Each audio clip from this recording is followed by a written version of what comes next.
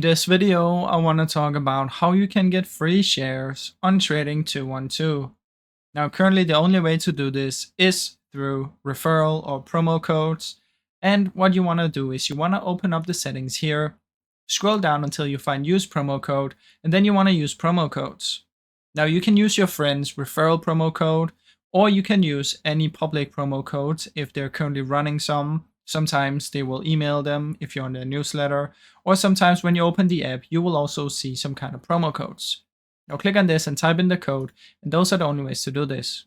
Now, to get your friend's referral ID, they also need to be running a campaign where you can invite your friends, and if they're running it, you will be able to get an ID as well that you can send to your friends. Now keep in mind, this is not all the time that you can do this, so just keep that in mind. But that's basically how it works, guys. I hope you enjoyed this short video. If you did, please leave a like and subscribe, as it helps me out a ton. Thank you so much for watching.